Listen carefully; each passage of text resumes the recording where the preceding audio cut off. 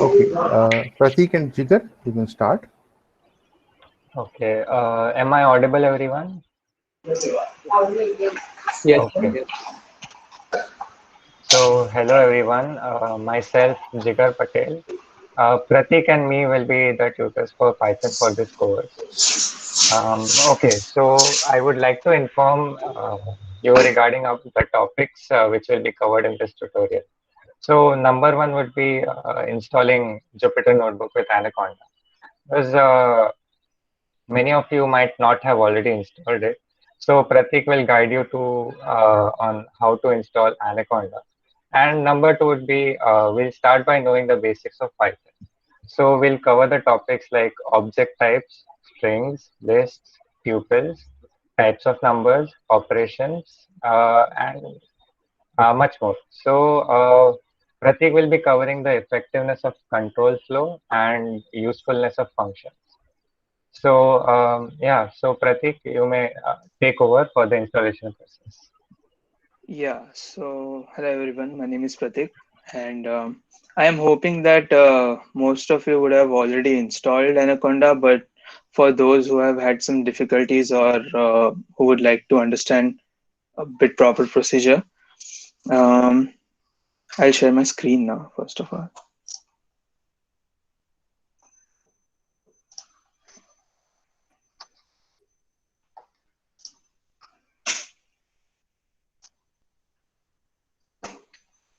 Is my screen visible? Yes, sir. Okay, so first we'll install Anaconda. We'll install the Anaconda individual edition. So you can just Google Anaconda individual edition, and the first link it comes up. And in the bottom of this web page, you'll have these options: 32-bit and 64-bit. So this is the one. If you're working on Windows, then you can install this, and Mac and Linux users correspondingly can use first links. Now, I have already downloaded this, but for those who have not yet downloaded, you can just start downloading this, and then you can follow the process later. It's pretty basic. So I have already downloaded this setup here, and I'll try to run this setup. Now I already installed Anaconda, but I will walk you through the setup up to the last point. I'll not install it completely because I've already installed it. So the graphical installer is fairly basic, like all the other programs you install, it's in the same way. You can choose whatever, it doesn't matter, but this is preferable.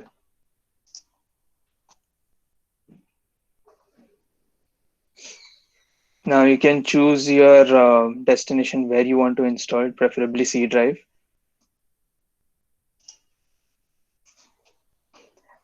You have to check this box. You have to add this to the path environment variable. It becomes easier.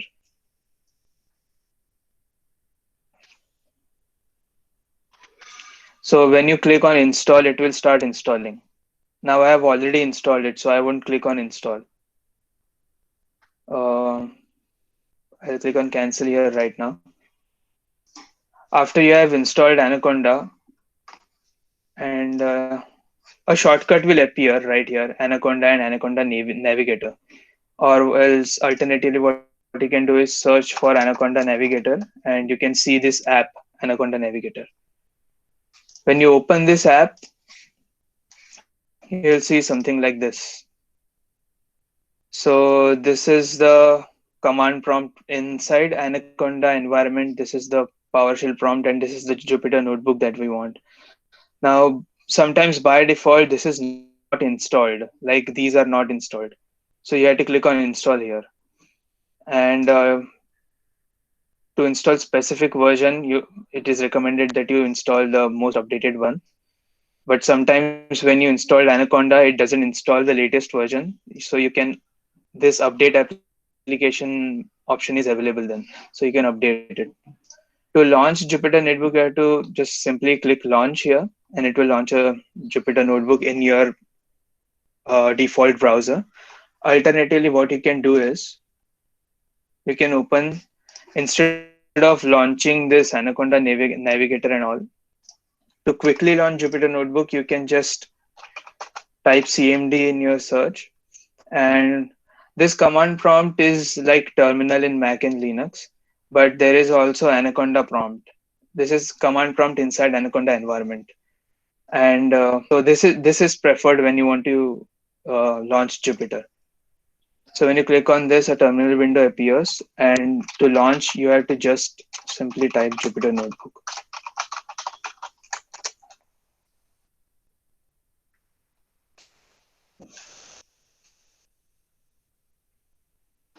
It will take a while to launch.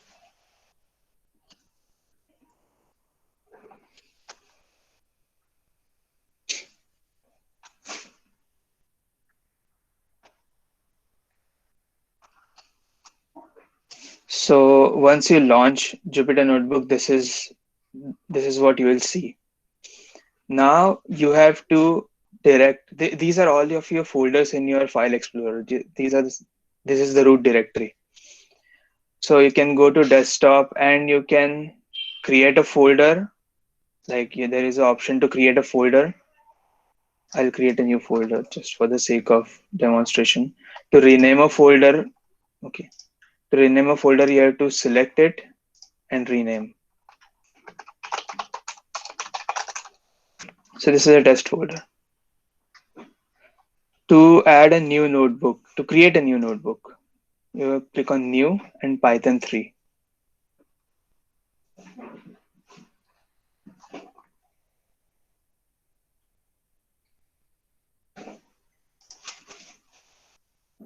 So this is the notebook interface. First of all, is this clearly visible, or should I increase the font size? Is this enough? Yes, sir. Yeah. So this is your dashboard. This is the basic view that you will see when you'll create a new notebook. You can change your title here.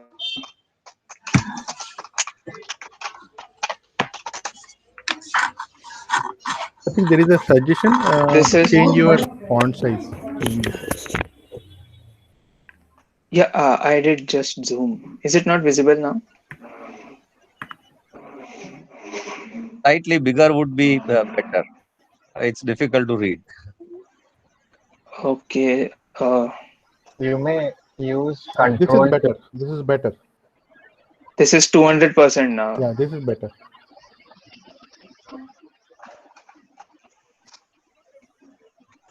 Or is there some delay? That's why, because I've already zoomed it.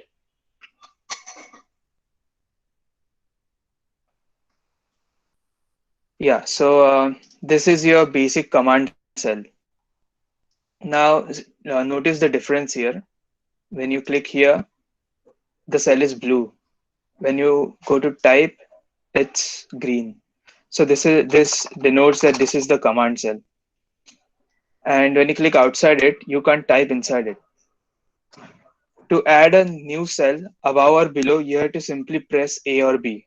Pressing A will create a new cell above, and pressing B will create a new cell below. So you can change the cell types. Like this is a code cell. These all are code cells. If you want to write a text like a question or some other information about the code, then you can click to Markdown mode here. So what Markdown mode does is this accepts standard HTML format and MathJax format. So you can put equations and questions and all the things here. So this is just a standard cell text, and when you run this cell, it doesn't account to the code. So this is just a text cell. To delete a cell, you have to select a cell, not the type thing. You have to select a cell, and when you press double D, you can delete a cell. Double D deletes a cell. Now, for example, suppose you assign some value to Hello, sir. A. Can you please explain how to mark down a cell? Yeah, okay. Once, I'll go through it. Yeah. So this is a new cell that you have created. There is a menu here which changes the cell type. So this is the markdown type. So this changes this cell to markdown type. And you can put title here or subtitle, or you can put some text.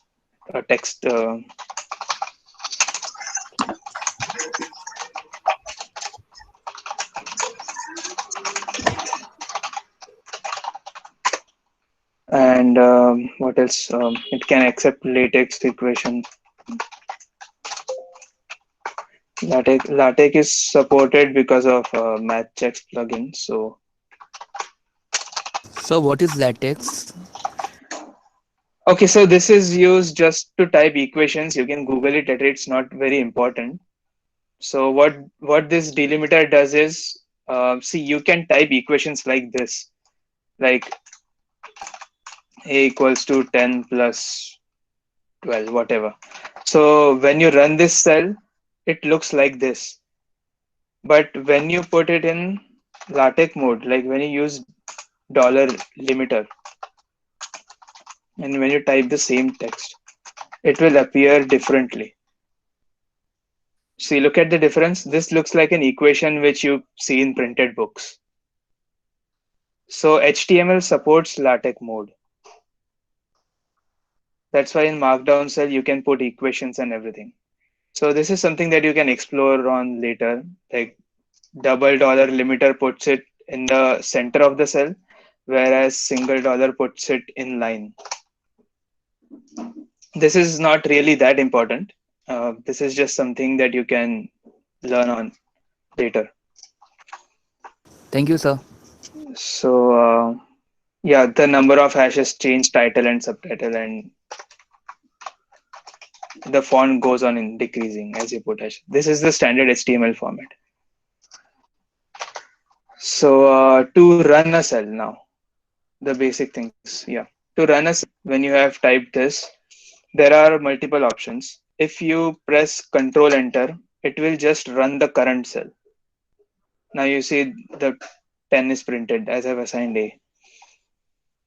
But if you press Shift Enter, then it runs the current cell and it creates a new cell below. So there are two options to run a cell: Control Enter and Shift Enter, or you can click here, Run. So these are the options. Now, when you select a cell and these two buttons, they can move cells up or down if you want to change the order of the cells. This is just the copy and paste buttons, and this is the cut button. So double D and cut is essentially the same. This is insert cell below. And sometimes what can happen is if you make some error in a loop or something, and it goes into an infinite loop, and you want to stop the current running cell, then this stop interrupts the kernel and it stops the cell. If this doesn't work, then you can do it from here too. II is interrupt. Restart and clear output is it restarts the kernel and clears all the output of all the cells. And yeah, basically you can see the shortcuts are also mentioned here to run cell: Control Enter, Shift Enter, and Alt Enter. So the shortcuts for cell type changes, for code you can press Y, and for Markdown you can press M. But remember one thing, that if you have clicked inside the cell and you press Y or M, it won't work. You have to click outside, and when you press M, it turns into, see, the number disappeared, so it indicates that this is a Markdown cell. And when you press Y again, it turns into code cell. And yeah, to save, you can save and checkpoint or press Control S, and this prints all of your code that you have written, including the outputs, and printing via LaTeX. What this preserves is if you have in Markdown code, if you have put equations, then this preserves the order of the equation and the text. So yeah, that is all about Jupyter. And to close, so now see, this is green right now and it shows running. So this notebook is running. To stop a notebook, you have to press close and halt after you save and checkpoint. And this revert to checkpoint is if you have worked on some notebook a few days ago and you want to go to the same checkpoint where you have saved, then there is a list of available checkpoints here. And close and halt will close this notebook and see this is now gray. So this notebook is closed. Yeah. So there are these other options that you can duplicate notebooks, rename, move it to some different directory, download it, or view edit, or delete it. So this is the basic working of Jupyter and how to create notebooks and run cells. So assuming that you all have already done this, we'll continue today's tutorial in Jupyter. You can create a new notebook, you maybe name it practice or something, and you can practice side by side with us. What you can do Pratik, there is is, one suggestion. yeah, In case some people were not able to do this earlier, I'll can come you to give them Collab. an alternate way, right? So Yeah, that they can work now also. I'll come to Collab. But right now, I'm giving one suggestion is that if you want to work side by side and you also want to watch a video, what you can do is you can just minimize this and you can place these two windows side by side. Okay, sorry, I raised hand by mistake. And what you can do is you can just drag and okay, I'm opening this notebook. You can just drag this notebook and open it side by side. So here you can watch my video and here you can work. So it will happen parallelly. You can open both windows in the same your screen. So yeah, this is about Jupyter. And now if you are lacking in installation or you have not completed yet installing Jupyter and doing all this, there is an alternative way, is that you can use Google Colab. So this, you can just Google Colab.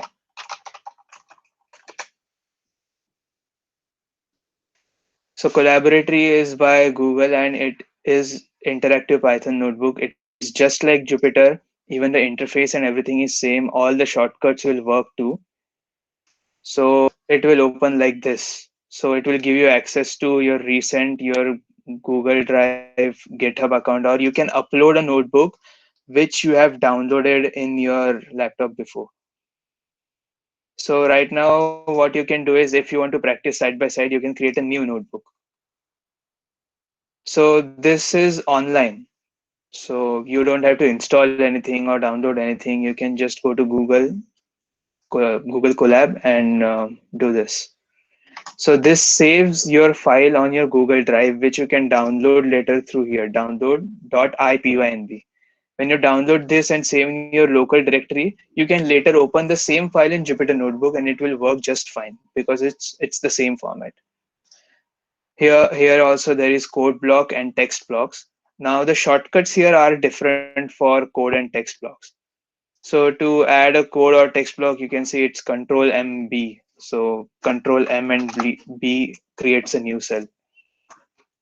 And alternatively, there is an option between cells or below cells that if you want to put a text cell or code cell. Double clicking on the text cell, it puts it in the markdown mode. So this is the heading. You can toggle the headings here. You can edit some. This is the code mode if you want to format as code. Alternatively, the shortcut is you can use the left top, the tilde key, It's not exactly the tilde key, the other counterpart of the tilde key. I don't know what it's called. So when you type something in it, like, see, you can see here it shows as a part of a code. Like if you want to give an Basic example. font size view. Oh yeah, sorry.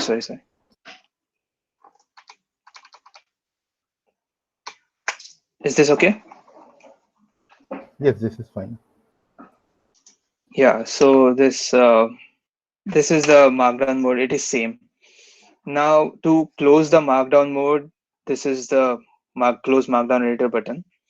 And while you enter text here, you can see that it appears here.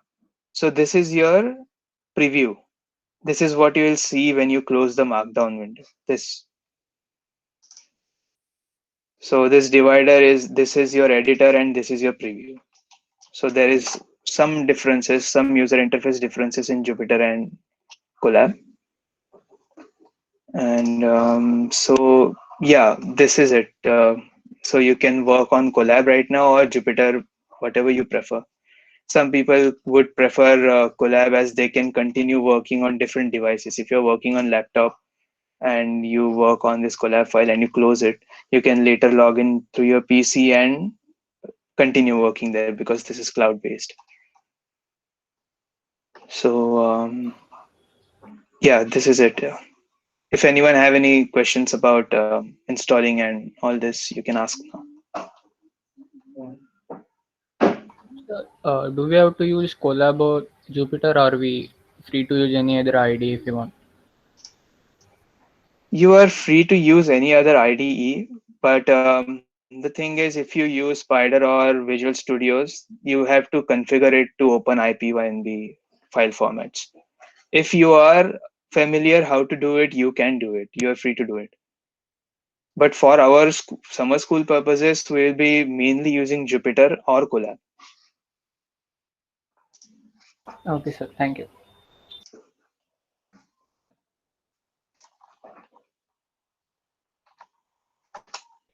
So what do Markdown sell me?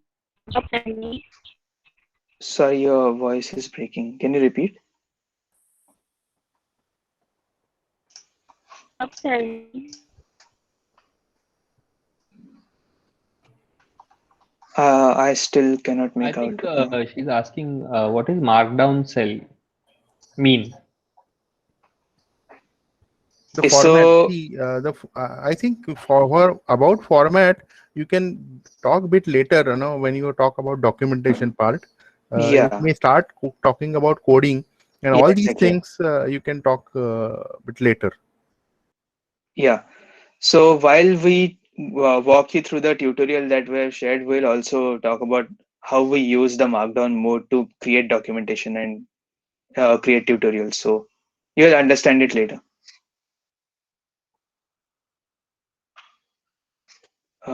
If there are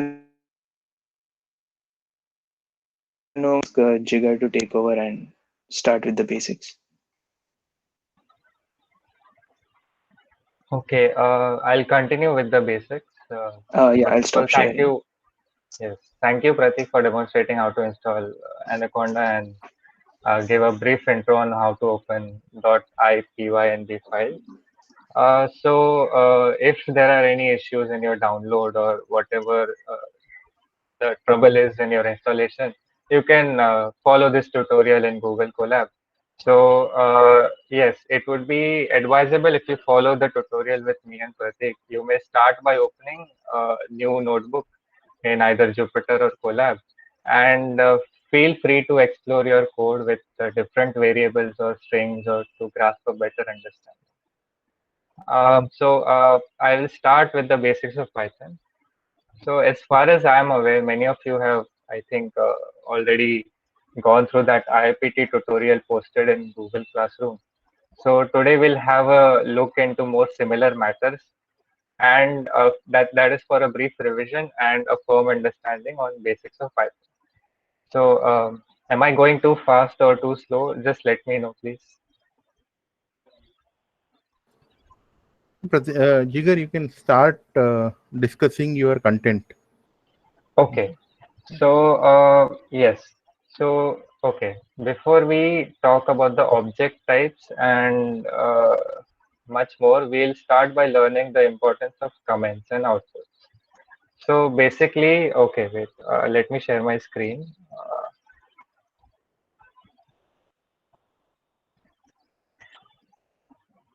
So are you able to see my screen? Yeah. Yes. Okay. So before we start the basics of Python, let me just comment briefly about the importance of outputs and comments in Python. So comments are basically made by hashtag symbol, the hash symbol, sorry. So it can be done by this. So basically what we do is whatever we type after the hash symbol is referred to as comment. That means the Python interpreter won't understand this as a code. So for example, let me type a comment. This is a comment. So if I want to say, for example, we'll learn about variables and integers later, but let me just give a brief example. So let me do this. Okay. So for example, yeah, as you see that the hash is not considered as a code in Python interpreter. So the code will just be this. Okay. So, okay, so the comments are very useful and it has to be done in a very condensed manner because once you later use it and refer to your code for, future purposes, it will be easier for you to see what part of your code does what type of thing or process. So, there are essentially two types of comments. One is the linear one and one is the paragraph one. I'll show you both of their examples. So linear one is just as I showed you previously, which is this. And the other one would be you have to type 6 inverted commas. For example, yes. So in between them, you can type a comment. For example, this is a long comment. It can be of multiple lines. So you can enter as many characters as you want in this comment. This can go up to multiple lines, like this. Go to multiple lines, just like this. So I mean, the second type of comment is also a string, which we'll learn later. But yes, just keep this in mind if you want to document your code. So okay, so we move on to the outputs of the Python. So one of the popular way of getting outputs in Python is calling the print function, just like this. And before this, let us know about the variables in Python. So it is something which you can store your data, whether it be a string or any sort of number. You can call upon the variable and use assigned information from that variable. So let's take an example. So I'll just delete this right now. Say suppose a is equal to 12 and okay. So print a. So this will print the variable, the number assigned to that variable. So as you can see, it printed 12. Is the font clear, everyone? Do I need to zoom in more? No, it's fine. Okay. So anyway, printing a variable or string is as easy as covering it with the print function. And okay, so yes, so now that we have seen the print function, let us move on to strings. So strings are particularly useful when you want to save a sequence of characters. For example, okay, a string can be covered in inverted commas or it can be covered in double inverted commas. So anything inside these inverted commas is called a string. So since Python is an object-oriented programming, it has many object types in uh, the code. So basically, whatever is there in the inverted comma is an object called string. So for example, any character which you type from your keyboard can be a string. For example, A, B, hash, and underscore. So these are all okay. So even space is considered a character in Python. So these are all consider this thing is considered as a string. Similarly, you can do what I did here in double inverted commas. It's the same thing. Okay. So yes. So now that we have done this, we will okay. So for example, now since we know about the variables, we will assign a variable to a string. So let's say this is a variable, and okay, so let's just type this as message. Message is a variable, and it will contain a message. So hello, you have a new notification. So now uh, this variable contains a string, and we can print this variable and see what happens. So this is what we expect. It will print out the string attached to this variable, and it is actually okay. So I'll tell you the uses of this. So it is more useful if you want to create a new function, or want to check on your process or something. Uh, for example, this will if you enter this type of thing in a function and you want to see if you have made any errors or no. So printing outputs can be very helpful in order to solve your bugs. Bugs are nothing but error in code language. So yes, so the next step we can have is the uh, understanding of escape characters. So an escape character in Python is this backslash. So in okay, so it is used to represent white space characters like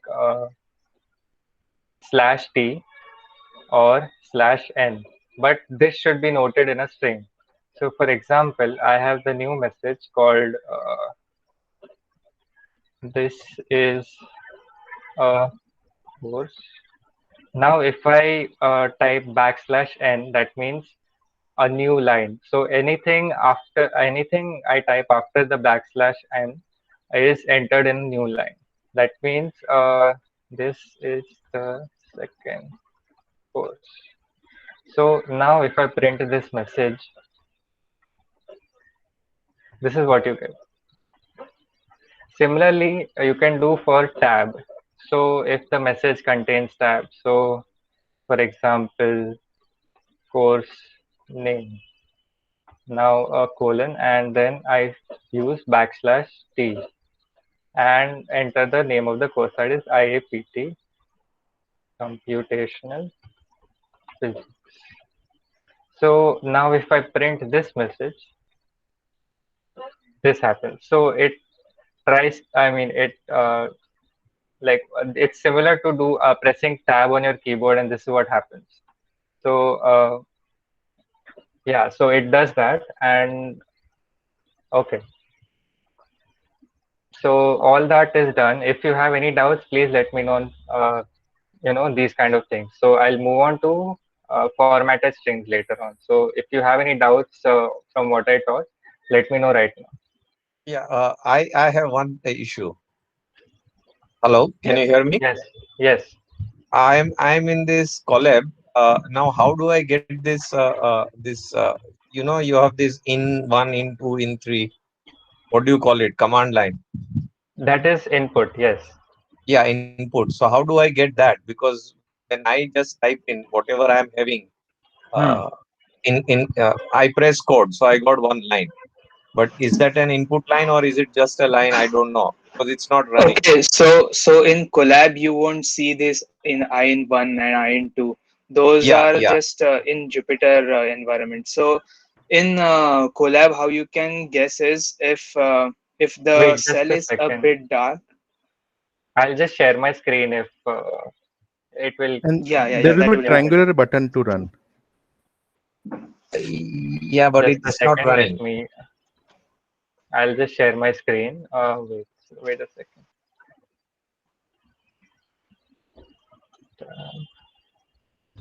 Okay. So are you able to see this? Hello. Yeah. Yeah. So if you wish to have that in type of cell, so this is actually what in type of cell is. This is the code cell. So if you print anything here, for example, what I showed previously, you can do this and run the cell. So you can either do this or press Control Enter as it is shown below.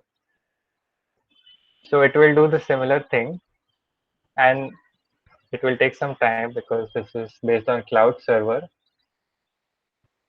Yeah, So yeah, yeah, got it. Thank you. okay. Thank you. And if you want to have one more cell underneath it, you can press B. So it will create a new cell after this. So anyway, I'll move on to the Jupyter.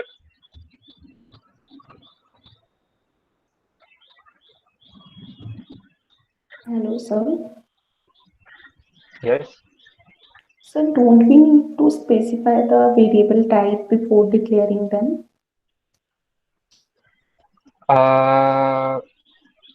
Sorry, I couldn't get you. I'm Do you asking need to about the declare the variable. variable? That is the question beforehand. Okay. Yes, I mean variable. Okay. So for example, if I say an exam, if I take a variable which is not assigned, for example, B, I have not assigned B in any of this notebook cell. So it will give me an error saying that B is not defined. So we have to define a variable, rather it be a string, floating number, integer, before we assign or compute anything or use the variable. So yeah. No, sir. My question was data type. I'm asking about, do we need to mention the particular data type of the variable before assigning them a value? Okay, so we don't have to do that. It is done in C++ and other languages, but Python is user friendly, so we do not have to like specifically say that this is a floating integer or just an integer or a Boolean value. It will understand on its own. Okay, sir. Thank you. Okay. Sir, So can you I'll try explain again the slash t? slash t. Okay. So slash t is nothing but if you press tab on your keyboard. So that's what it does. It's like pressing spacebar 4 times. Okay. That's correct. Sir, Yes. you have we have IN1, IN3 and all, right? Yes. Is there having any relationship between them? So for Python, if you have assigned a variable in suppose say in1, so you can use that variable in other cells. If you have not run the cell, suppose say I have b is equal to uh, 34, but I have not run this cell. I simply press escape and create a new cell and print the value of b, saying that b is not defined. So in order to use the variable, you need to run the cell. So for example, okay, so that is the relation between cells. So each cell you run, it will save that variable in that checkpoint file and use the variable as a value in the cells you run after that. You So can for show example, by running the yes, B34 cell, like it will change the number. It will be IN8. see that's correct. So if I run in 8, the output will be in 9.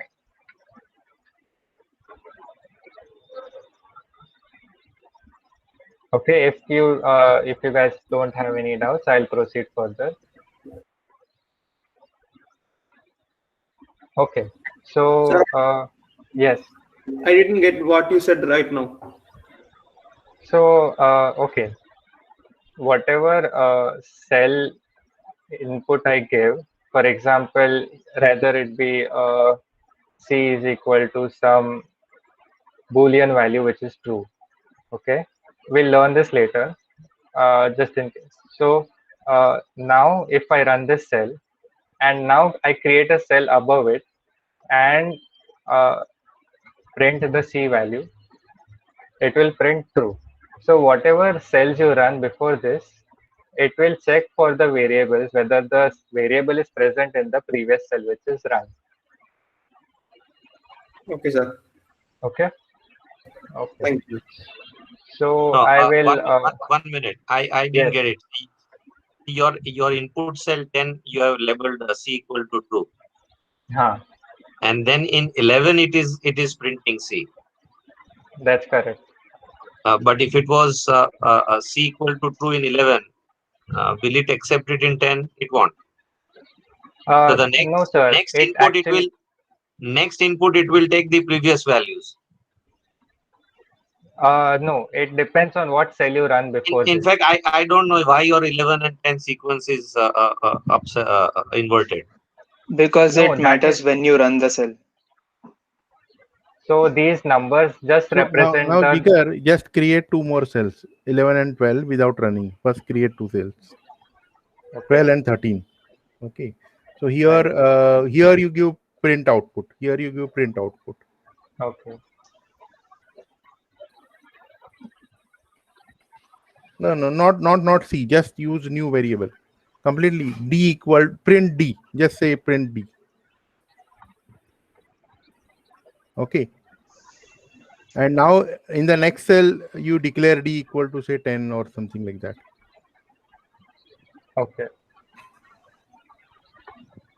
Now run this. Now if I run 12 again, it becomes 14, and it will show the No. value You of. run 13. You run 13. You don't run 12. I did run 13. The Okay. 13 So appeared yeah, means it has already been Yes, run. correct. So it means in the earlier cell, it will not take the that's value. correct. It will change to 14.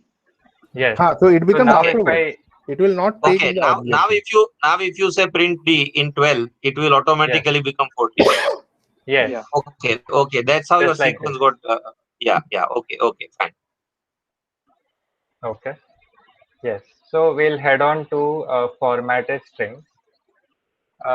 So it is used to store variables within a string. The formatted string is similar to a normal string, except that it has the letter F in the beginning. So for example, let me type it down. Message. Okay. So I'll create a variable first, saying that the amount is 24.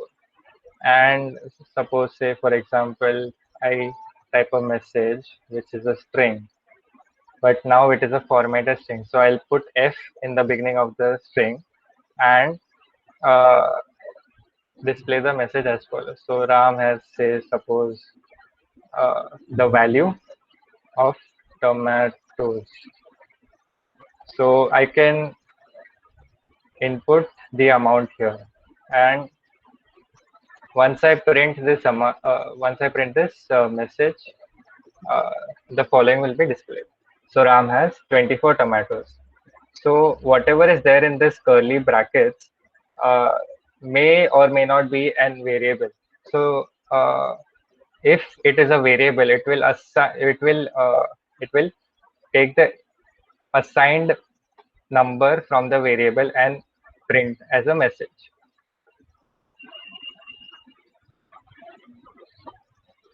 Okay. If you are not comfortable, I'll make one more example. Uh, Say for example. No. You have already assigned 24, so it prints 24. That's correct. But and what is F? F doing?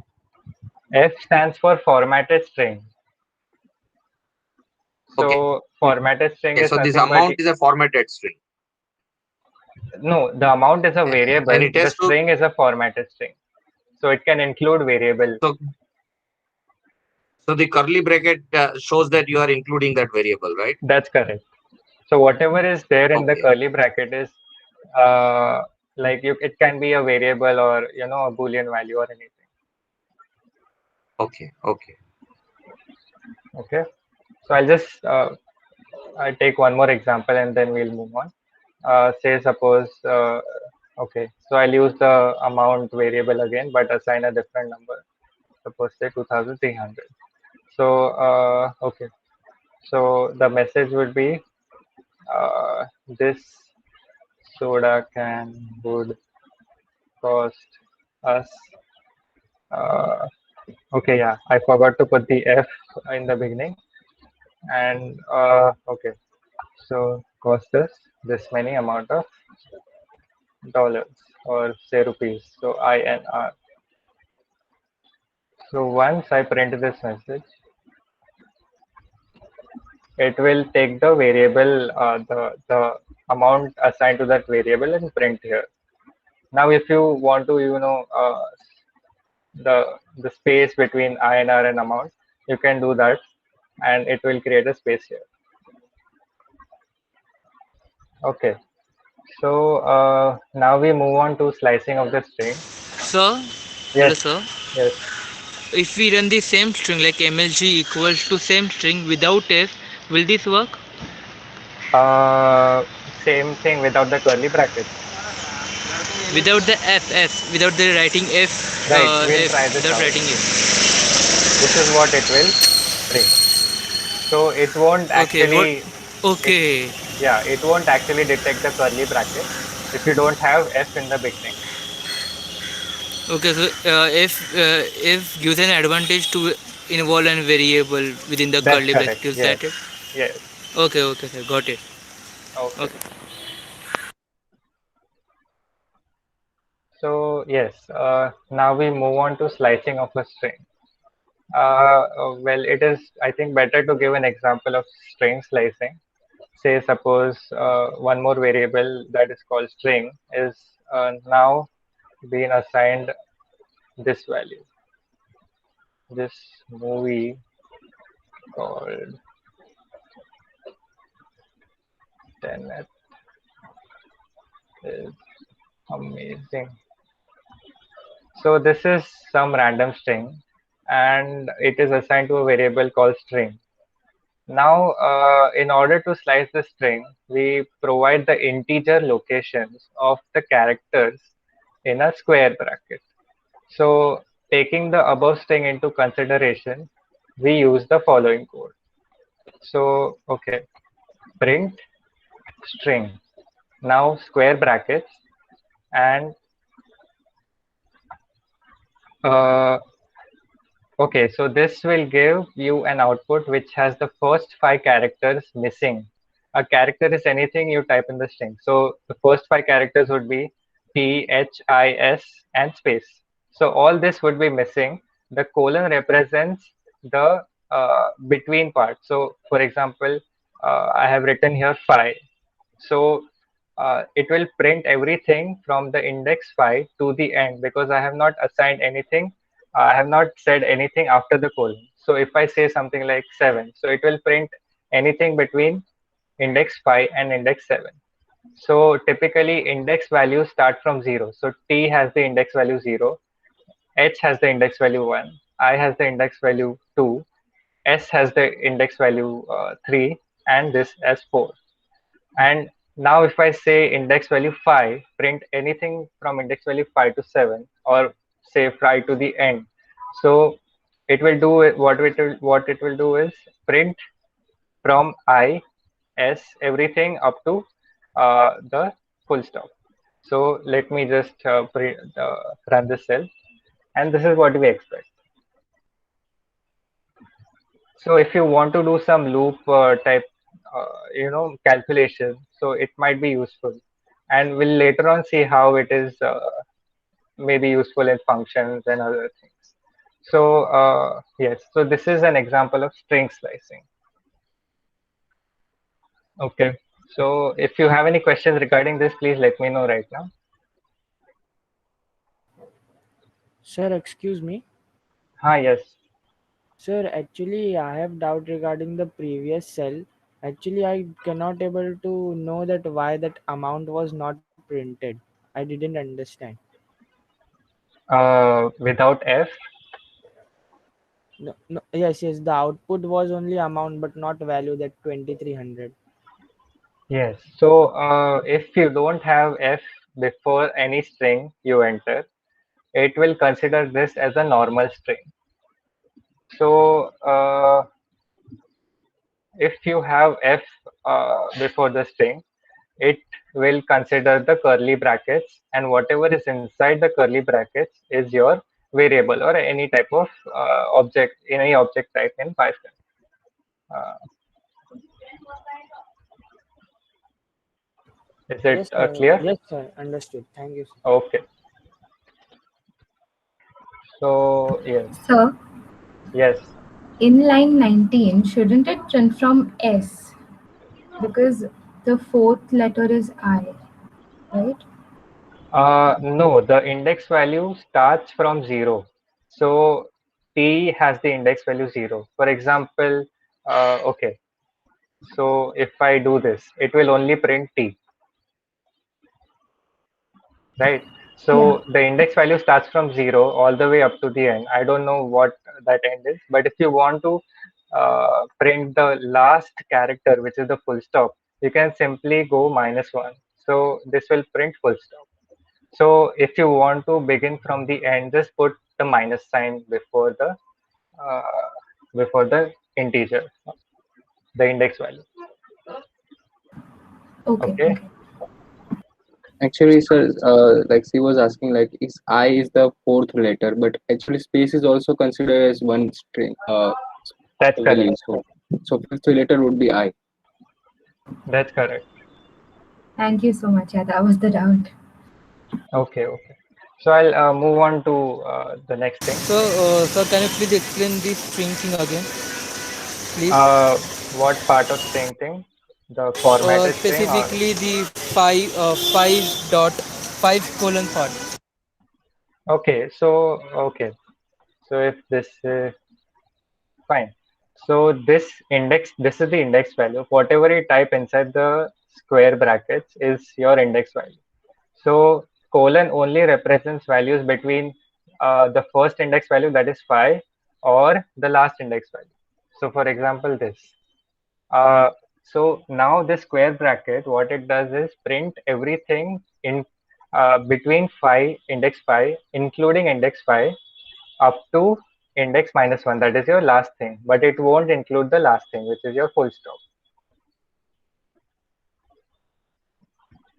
It will include the first 5 thing and exclude that -1 thing, is it?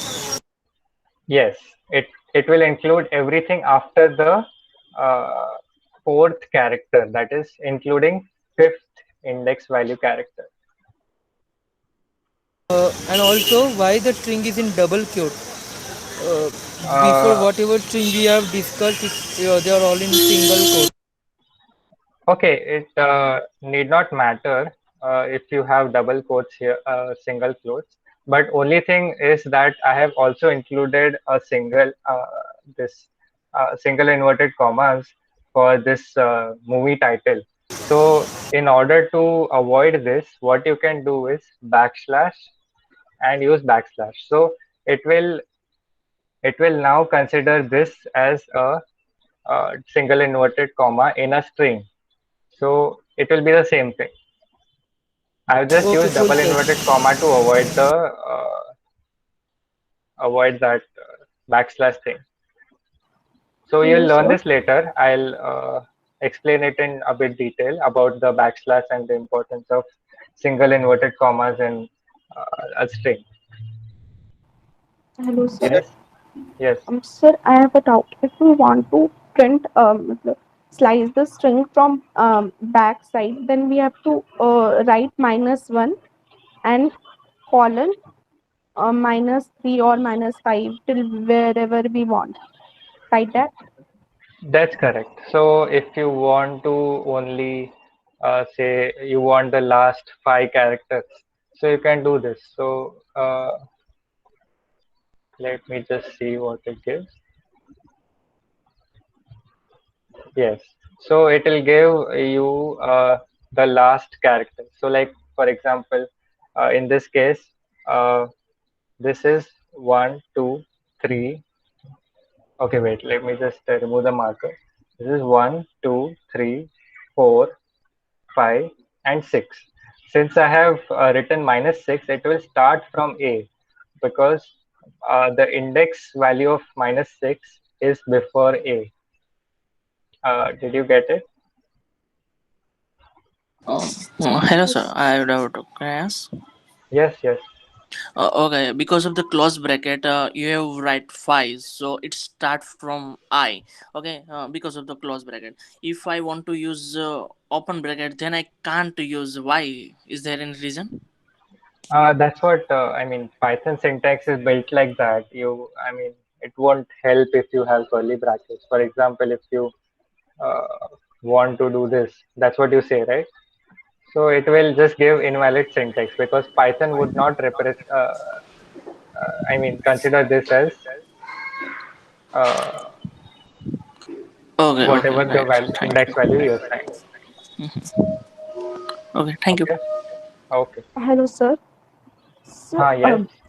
right now I'm writing in my notebook print string -1 colon -3, and it is not printing anything. Why is it so? I'm not getting it. Try -3:(-1). Okay, sir. Okay. So It has to be yes, lower value colon higher value. that's correct. So okay. So now I'll come back to that single inverted commas in a string. So if you want to include that, uh, if you want to include this or uh, this, I mean, sorry, single inverted commas in a string.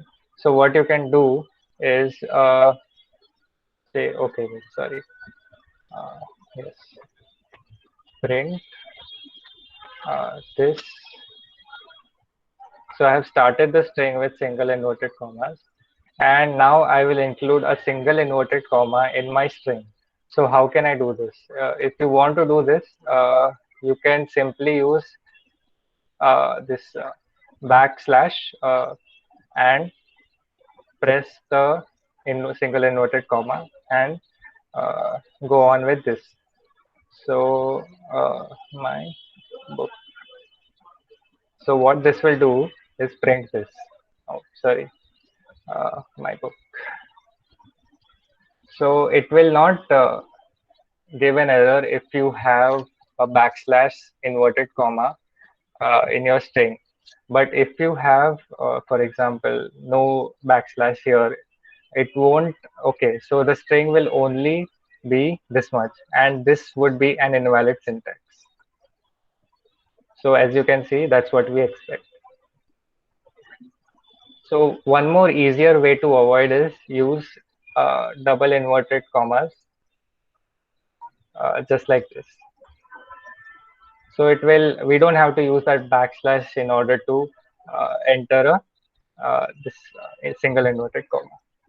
So yes, now so if you for some reason you want to include backslash in a string, you can do the following: print. Okay, so this is a backslash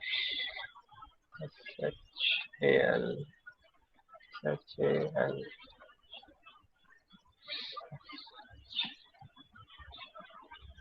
So okay, yep. So what we can do is the following. This will print only one backslash. So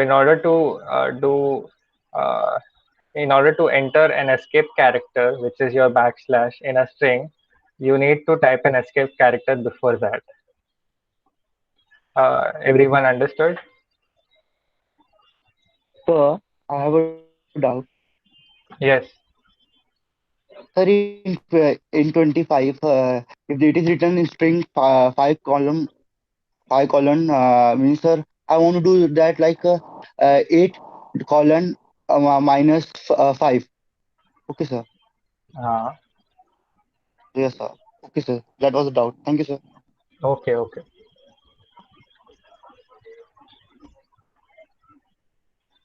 So, okay. So now we have looked into escape characters and how to include backslash in string. Uh, okay. So now we have one more function which you can apply to a string. So if you want to split the string into separate words, for example, let me just write this statement, and this is I like to build projects in Python. So this is the string which is assigned to a variable called statement. Now if we print statement, okay. So if you, okay, so this is what we get. And if you want to split the string into separate words and separate it by spacebar, then you can do the following. So statement dot split, and you have to specify what separates these values. So for example, here I would like to separate these words, but they are separated by a spacebar. So I'll just enter a spacebar here and print the following. So here you can see uh, I have separated all the words, and this will go into a list. You'll learn more about list later in this tutorial. But yes, so this is what split does. Okay. So now, okay. So now we finally move on to the numbers. So there are mainly Hello, three. sir. Okay, yeah, yes. Sir, I have a doubt. How will know when to use escape character? Like, we'll use it when we want to insert a inverted comma or a backslash. And what are the other various possible combinations? Other various combinations would be using that escape character for tab. So as you saw earlier, we used slash, backslash t, and backslash n. There are other uses, but yes, if possible, I'll give you a link to all the back escape character uses. But right now, we'll just go through this because this is mainly used for a variety of purposes. Okay. Okay, sir. Thank you. Okay. So yes, we'll move on to numbers. So there are three main types of numbers in Python. They are Booleans, integers, or let's say four important numbers, floating numbers, and complex numbers. So all of these are object types in Python. So we shall start by introducing Booleans in Python. So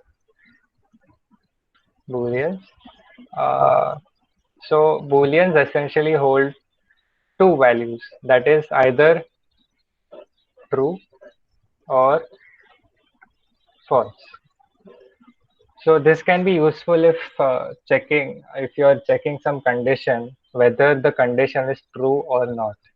So for instance, let me just say that the condition is say 2, the integer 2 is greater than is less than 1. So this condition you expect it to be false. So if you print this, it will return false.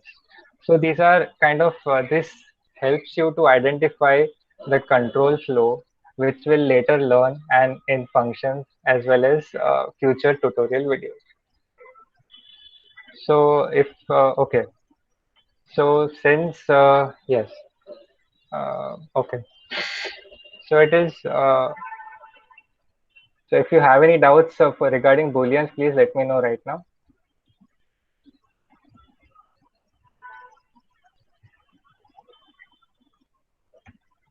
So I'll give you one more example of this thing. So if 2 equal to 2, this condition should hold true. And in order to check whether two variables are equal to each other, we need to specify two equal to characters. So if you have this, it's a syntax error. You need to have two in order to uh, take this as a condition. So if the condition like 2 is equal to 2, so integer 2 is equal to 2, then whether it is true or not, so it will print that. And for non not equal to, so if the say 2 is not equal to 2, whether this is true or not, so it will type false. If 2 is not equal to 3, it will type true. uh, so that is the significance of Boolean values. It is mainly used for control flow and other type of scenarios. Control flow is nothing but if else statements, while loop, for loop, etc. So okay, so it okay. So we'll move on to integers. So for example, okay, so let me just write this down.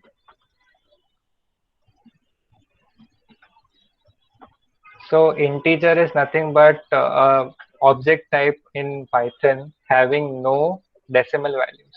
For example, say 1 is an integer, but 1.0 is not an integer. We can use this handy function called type, which lets you know the type of a number or a string. So for example, as we have seen earlier, string is represented anything with inverted or double inverted commas. So if I type anything here and use this function called type, it will let me know that is a string. str represents a string class or an object.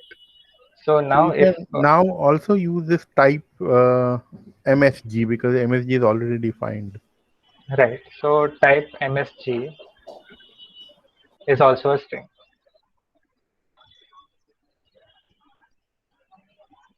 Since MSG was okay, so this is the MSG, and it doesn't matter if it's a formatted string or a regular string, the object type would be a string. So yes, so now we'll check if 1 is an integer. So it will output a int, but if 1.0 is the input of type, it will output a float because it has decimal value.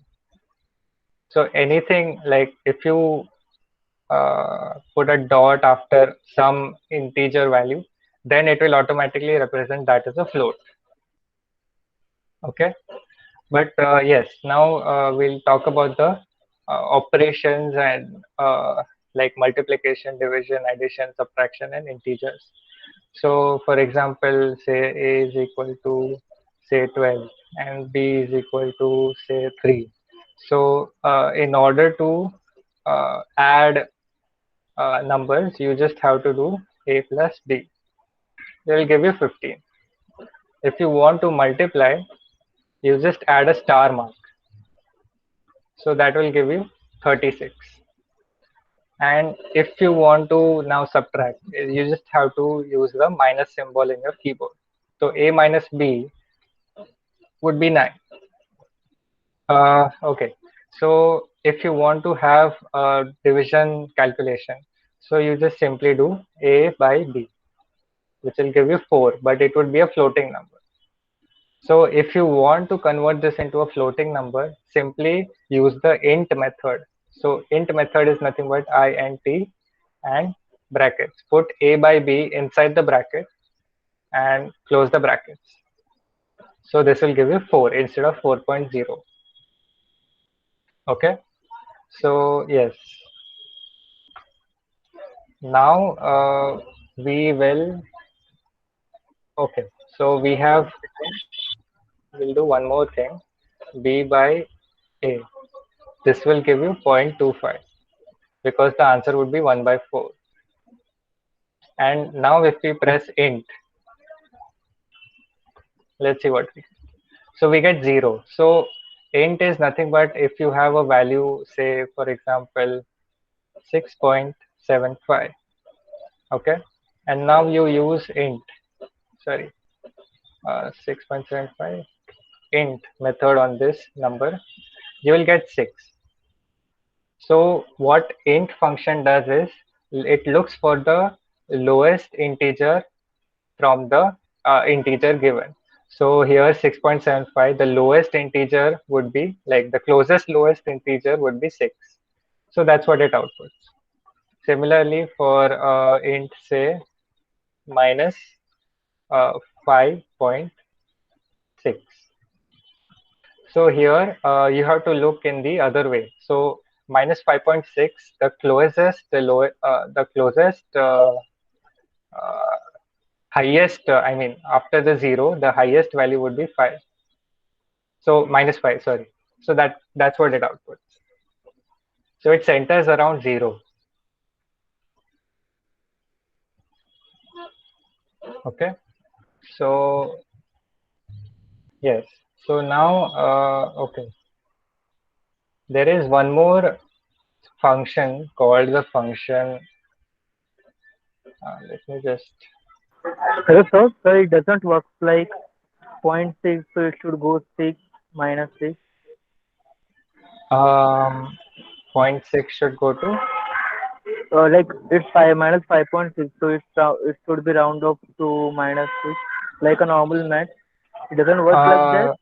No, it will center around 0. So whatever number, whatever the. Basically, truncates. It truncates to decimal point. Okay, so it just trunk, it just cancel out. It doesn't round up. Is it? No, it would actually check for the integer who is closest to 0 after that. So for example, you have 6.89. So if I do an int, so actually what happens is 0 and some number, say integer. So between 0 and 6.89, there is an integer. So it will look for that integer, which is the closest to 6.89. So in this case, int 6.89 would be 6. That's what we get. No, no, Okay. but by that definition, if you take integer minus 5.6, okay, so you go from 0 towards minus 5.6, then the nearest is minus 5. Is that how you? That's correct. Yeah. That's correct. Okay, sir, got it. Okay. So, so we'll move on to the round function. So it will round off the values to the closest or integer, or you can specify the decimal places. We'll talk about this right now. So for example, say you have this 33 by 4, which will give you the value of 8.25. But now, say for example, we round this value. Round, so use the function round 33 by 4. So we'll go around 8. Now the same thing we do for say 27 by 4. So 27 by 4. This will give you a value of 6.75. Now if we round this value, what we get is 7. 27 by 4. So we get a 7. So it will round off to the closest integer. Okay. Around So negative number. Okay, sir. So minus, okay, whatever that minus 27 by 4. So it'll be minus 7. It'll round to closest integer. Rather it be big or small. Okay. So the next thing would be okay. We have already defined what int function does. So we'll move on. Okay. So now we'll move on to binary systems. So I would okay. So for example, say binary number is equal to a string, let's say 100. So 100 would represent number 4 in binary base 2. Like base 2 system, you will represent 100 as 4. So what we can do is do the following. Int uh, the binary number and 2. So 2 here represents what base you are using. So base 2. So this would output 4 as we expect. So for example, we have this. So we expect a 9 because this value, this represents the value of 1. This value of 2, like that, the binary, if you want to convert it into a number system of base 10, then this will be 2, this will be 4, this will be 8, and this will be, no, this will be 2, this will be 4, and this will be 8. So that's what we get. So 8 plus 1 is 9. So that's what we are getting. So if you make base 3, it should be 28. Okay. Yes. Okay. Yeah. So okay. So now we have. So I didn't get that 2 and 3 thing. Will you please explain it again? Okay. So that is nothing but like, for example, you have, say, 0, 1. So in binary system, we have studied earlier that this would represent the number 1. That's what we get. So, and now 10 would represent the number 2. That's what we get. So in fact, this string would now represent a binary number assigned to a variable binary num, and upon inputting this variable with the base, the corresponding base, you get the following input. Okay. So I didn't get it, sir. Sorry, sir. Will you please start it? See that Can you start it? binary underscore num is just a label. It's just a name of a variable. You could have called it anything. Okay, that is not important. But that whatever is in the quotes, I think that is a string, and that string is read one by one and converted into number. Is that right? That's correct. Mahesh, Yeah. the confusion is because you call it binary number and then you Exactly. put That's a why I string. said that Okay. Okay. So label you let's can just call it put this something as else. string. A string And is a special word? No. no, nothing. You can do this anything. Like you can type my name here as well. Yeah. It will give the same thing. It's just a variable. And sir, what about 2 and 3 variables? How is it work? 2 and 3. What do you mean? Like base 2 and Uh, base 3? yep, right. So you will have to see. I mean, what the, like. See, there is octadecimal, there is base 10, there is all that thing. So you'll have to see what You go from like there are. units place. You go from units place. Then instead of tens place, you will have threes place. So you multiply with 3 raised to 1. Next place is you multiply with 3 raised to 2, and so on. That is what number system All property. right. Thank you so much. I got it. Sir, excuse me. Yes. Sir, if we use hexadecimal, like we use here, we use 10. We can use and there we use letter also after the 9. The letter becomes A, B, C, D like this. Then it will work if we specify base 16. Yes, it will work. So okay. So for example, we have say a number which is 100, and say we have this. So now 100 is in hexadecimal would be 256. Now is asking 10A, will it be 266? 10A. Okay. Yes. Okay.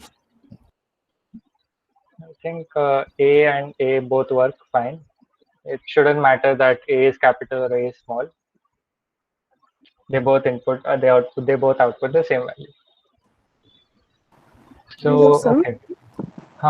Yes. I have a slight doubt. Previously, we used to use a print word. Now we are skipping it. So, does it do it by own self? It consider a print statement. Okay, yeah, good question. Uh, Jupyter Interactive Python avoids like if even if you don't print the print function, like type the print function, it will still output the last sentence value. So, for example, if I keep this in the middle and say define another variable, say 2, so it won't actually output uh, the value of int num16 because the new variable is assigned and the interactive Python interpreter will interpret the new value and store it in the checkpoint.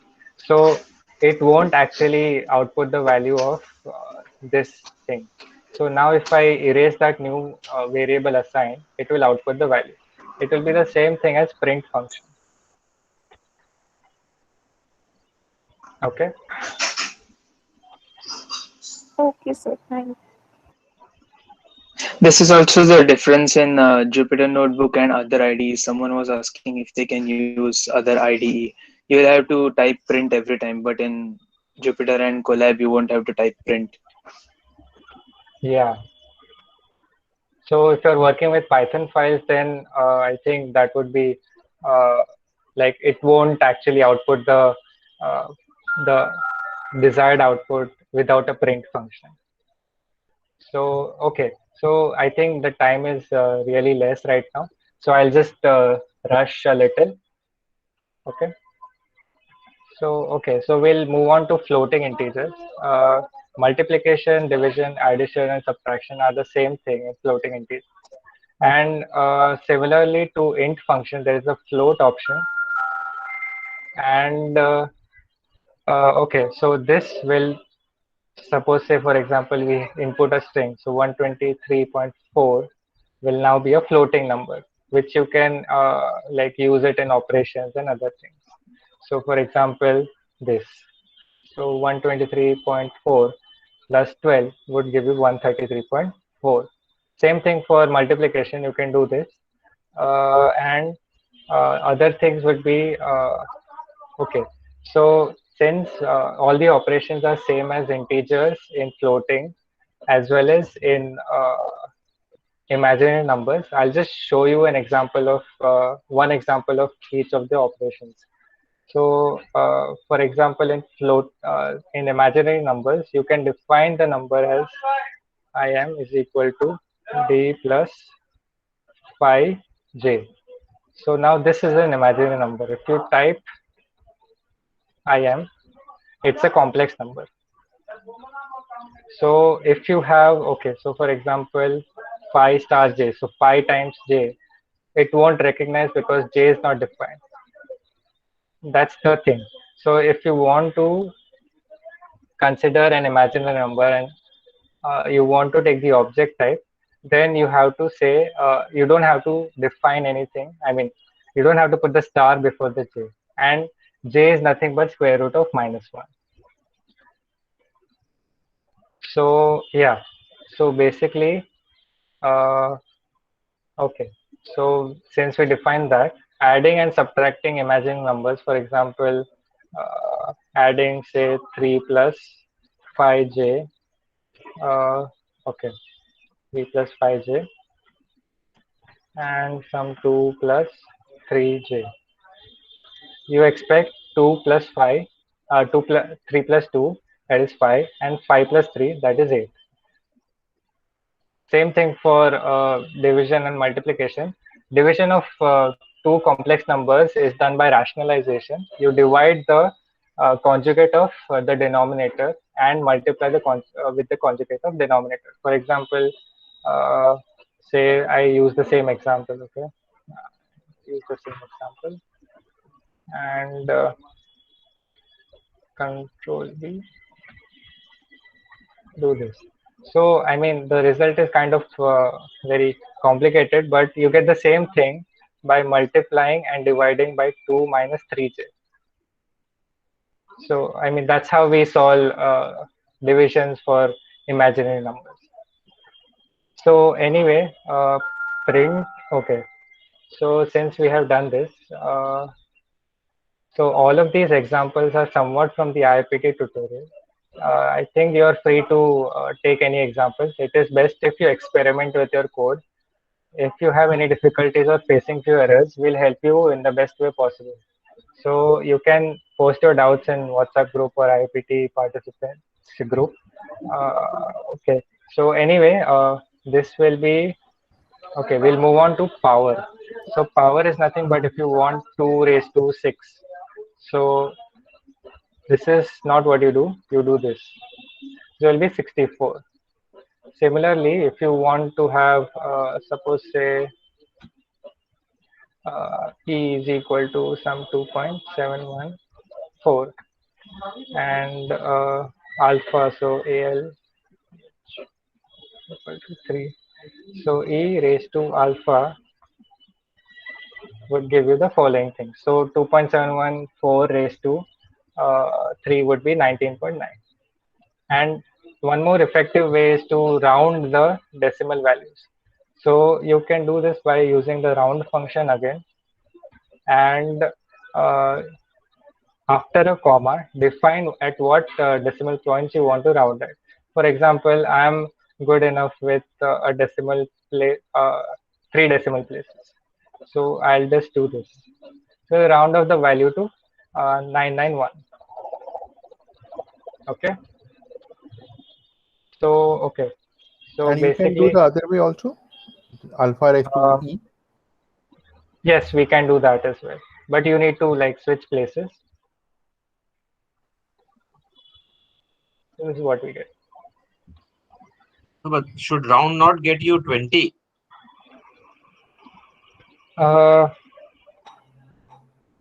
So I think it's understanding something else if I put the decimal place as 3, but if I don't assign anything here, it will only give you 20.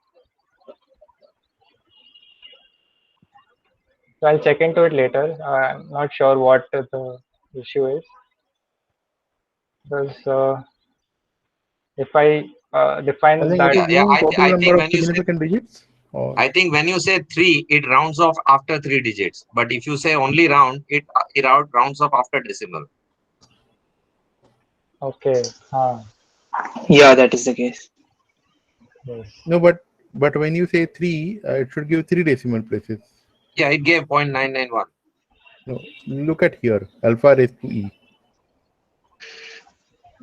So I think I'm not sure what is happening. Make it 3.0. Make alpha 3.0. It's giving the same thing. Okay.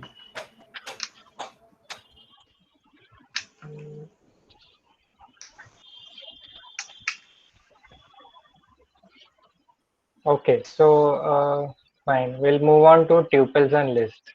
So what are tuples? So tuples are mainly used to store a number of information. Sir, For excuse me. example, yes.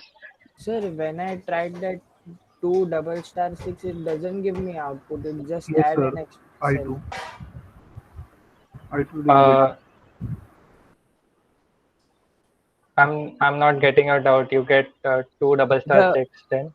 The previous cell, yes, huh? It is not getting me output. It just adds another cell.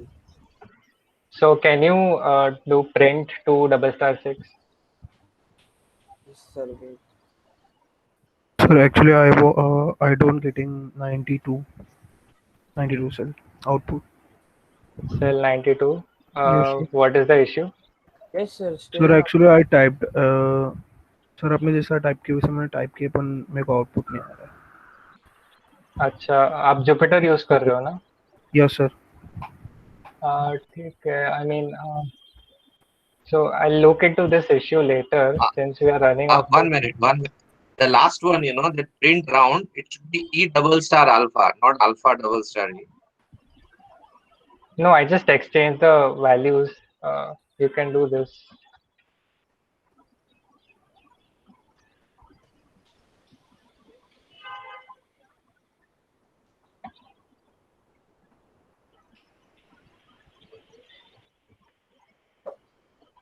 Should I move on? Pratik, sorry, Jigar. Huh. Today we are ending at 11 o'clock. That is our time. Okay, Okay. and we'll continue in tomorrow's session. Okay, that would be fine. Yes. Okay, I mean, we will stick to our pre-declared time, fine, and we'll I we think, move on. sir, Oh, sorry to yes. interrupt. The answer that we are getting, the 19.72, though we are writing like 3 decimals, is because like after 19.72 there are zeros. So I think due to that it is not giving 3 decimals. That could be possible, but zero should be written as zero. So I Typically, guess it rounded off at the third decimal, so it gave the second decimal. So this is what the output is. Yeah. So, but when you say 3 decimal places, the third decimal place should be rounded off, and it should give you zero there. So we have to see what is the syntax for Python. Sorry, Because when you can do I the interrupt, other way, Mahesh? it is giving you yes. Mahesh, can I interrupt? Yeah, please. Yeah, I'm doing with calculator. 2.714 raised to 3 is 19.9907. So rounding off will give you 19.991. That is correct. We are talking about the other way. No, so 3 digits rounding off will give you 19.991. That is correct. We are talking about alpha raised to e. 3 raised to 2.714. 3 raised to, okay. Okay.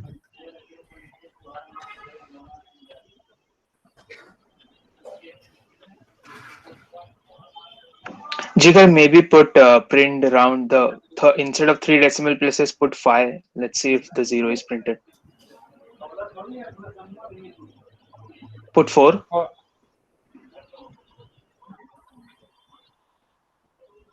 Not e raised to alpha. Alpha Not e raised to raised e. to alpha, alpha raised to.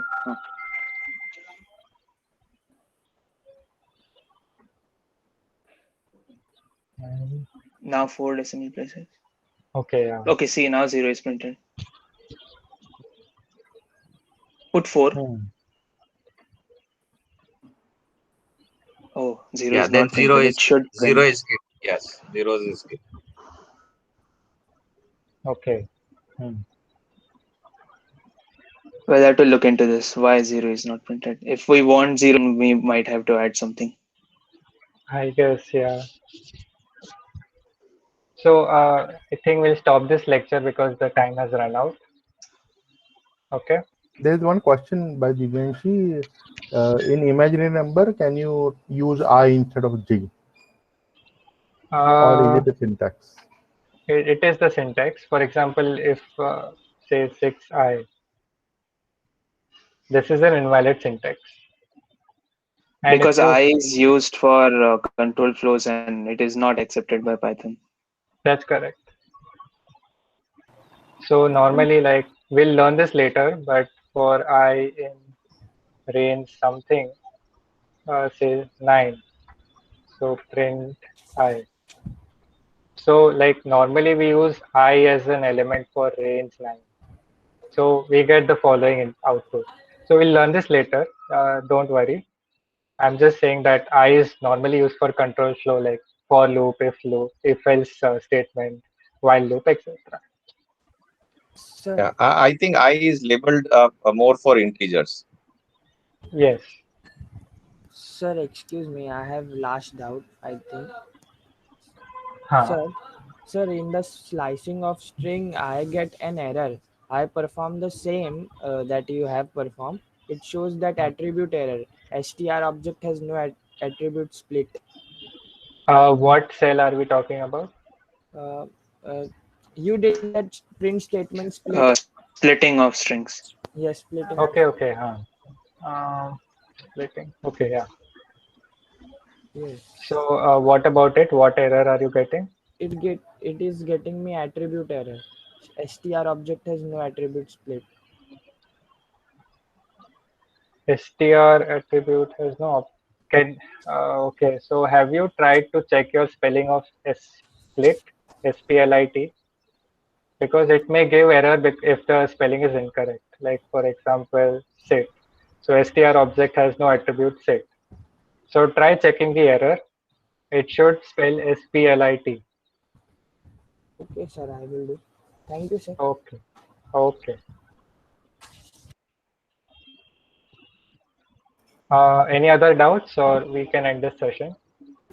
So I'm also getting an error in statement split. I wrote everything as similar as to you, but it is showing me traceback value error, empty separator. हाँ sir empty separator आया I too is there. Empty separator. Yes sir. Have you entered a spacebar inside that split string? No sir, sorry sir.